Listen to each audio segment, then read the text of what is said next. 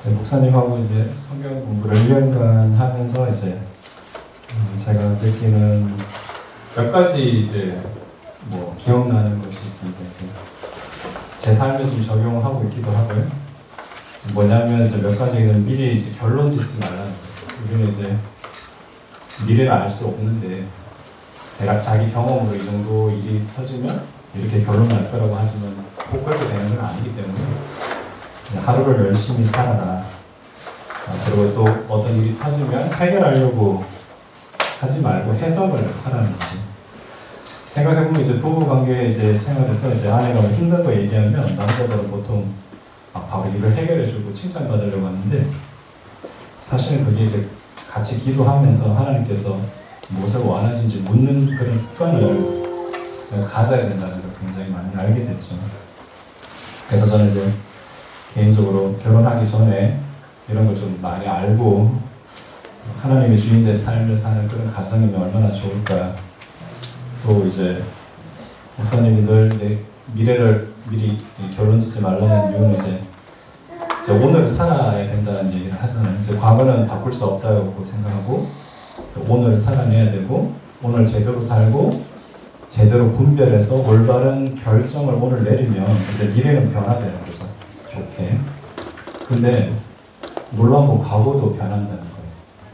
저는 이제 환란 중에 제주도로 이제 또 밀려오듯이 오게 됐는데 군털교에서 2년간 지내면서 이제 느낀 점은 제가 만약 서울에 있었더라면 그냥 종교인으로 끝났을 수도 있었는 인생이었는데 하나님께서 이제 그곳을 벗어나 제주도로 오게 하면서 이제 군털교에서 이제 나를 찾게 하시고 폭넓은 사고와 눈을 가지고 세상을 보야 된다는 걸 이제 알게 되었을 때 저의 과거가 실패가 아니었다는 해석이 된 거예요. 그래서 저의 과거가 완전히 변화되어 버린 것 같고요. 그래서 유명한 골프 선수들도 사실은 지속적으로 코치를 받고 자세를 교정한다는 제가 기사를 봤습니다. 그래서 우리는 오랫동안 신앙생활을 하다 보면 자칫 신앙이 괜찮을 거라 스스로 착각을 하고 있다고 봅니다. 근데 하지만 우리는 늘 죄짓기 쉬운 상태에 있고 옛사람의 성질이 잘 안 없어집니다. 그래서 건강한 교회 안에서 점검받고 코치받아서 흐트러진 자세를 바로 잡으면서 신앙생활을 하는 게 얼마나 중요한지 알게 됐습니다. 그동안 제가 서울에서부터 제주까지 여러 큰 교회를 많이 다녀봤지만 제 자신의 내면을 깊이 목사님께 다 표현한 적이 사실은 없습니다. 기회도 없었고 물론 이제 물어보신 분도 없죠. 꼭 물어본다 하시더라도 제가 이제 속으로 감추고 어느 정도는 이제 노출하다 보니까 제 내면을 변화시킬 기회가 별로 없었던 것 같아요. 근데 이번 이제 성경 공부를 오성 집사님과 두 명이서 과외받듯이 공부를 하면서 계속적인 질문을 제가 했는데도 목사님이 이제 다양한 예화를 들어가면서 이제 성경적으로 설명을 이제 많이 해주셨어요. 물론 오성 집사님도 많이 질문하셨고 이제 이런 기회가 이제 신앙생활하면서 이제 저에게 주어진 것이 이제 굉장히 하나님의 은혜라고 고백하고요. 보다 성장하기를 바라는 하나님의 마음으로 꿈틀교회를 인도하셨구나 하는 마음이 많이 생겼습니다. 그래서 이제 앞으로 계속적인 교육이 더 진행이 될 건데 이제 날마다 성장하는 신앙이 되고 싶고 하나님의 뜻과 마음이 이제 조금이라도 좀 알게 돼서 하나님과 동행하는 삶을 살기를 기도합니다. 안녕하세요. 고상입니다.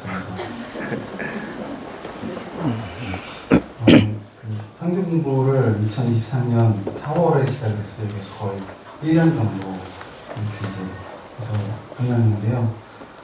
횟수로는 그렇게 많았던 것 같지 않은데 이렇게 끝까지 완주하게 하심을 너무나 감사드립니다. 그리고 이제서야 이제 꿈틀교 성도 같은 느낌이 들고요. 성경 공부를 통해서 예수님을 알고 교회를 알고 목사님을 알고 무엇보다 내 자신에 대해서 생각할 수 있는 기회가 되었습니다. 성경 공부를 진짜 저는 그리고 비몽사몽간에 들어갔고 중간에 했던 것들은 많이 기억이 안 나고 특별히 이제 제가 다시 돌아보면서 내용들 중에서 좋은 게 있어 하나만 좀 말씀드리고 싶습니다. 내용 그대로 읽을 건데요.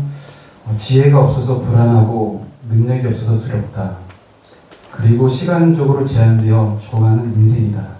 하지만 하나님의 무한한 자원, 즉 그 무한한 사랑과 그 영원한 시간에 동참하는 신적 삶인 영생을 누리는 인생이 되었다. 그래서 영생은 질적으로 전혀 다른 삶이며 시간적으로도 하나님의 영혼에 동참하는 삶이다.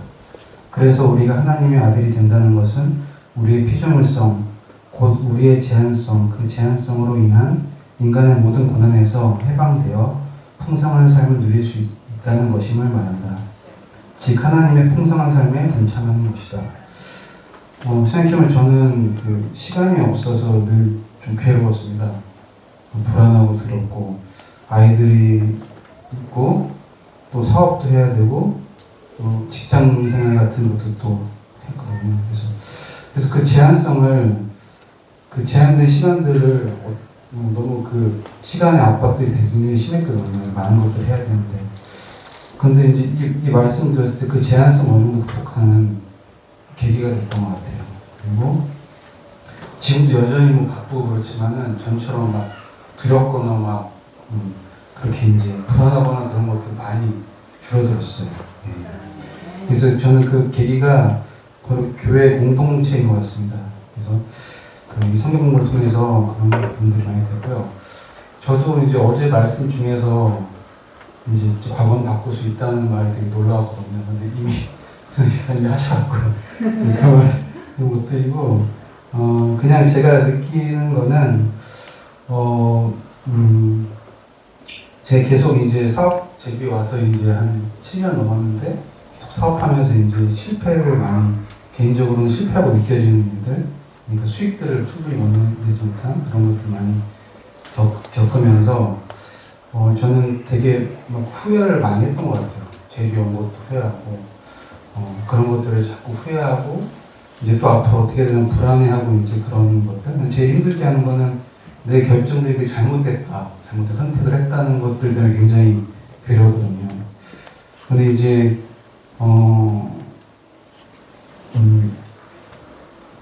어쩌면은 근데 이제 어제 그 말씀을 듣고 이런 생각을 했으니까 어쩌면 내가 제주에 온 것이 저희 아이들이 꿈꾸게 와서 이렇게 이제 잘 양육되고 하나님의 그 은혜들을 이렇게 커가는 그 목적이 아니었을까, 하나님의 뜻이 아니었을까, 이제 그런 생각이 갑자기 들었어요. 그렇게 생각하다 보니까 실패했던 거는 실패가 아닌 거죠. 네, 어떻게 보면 하나님의 뜻은 사실은 그런 성공이나 그런 부분들이 아니니까. 저는 아이가 셋이 태어날지도 몰랐어요. 네. 아이가 이렇게 많이 있다 보니까 불안하고 힘들고 이제 그런 것들 있었는데 이렇게 교회 와서 목사님이 청소년 사역을 하시기 때문에 아이들을 잘 또 돌봐주시고 방향들을 제시해 주시니까 너무 마음 편하고 이게 하나님의 계획과 뜻이 아니었나. 이제 그래서 이게 제주에 온 거는 진짜 정말 이런 뜻이 있었을 것이다. 이런 생각했고요.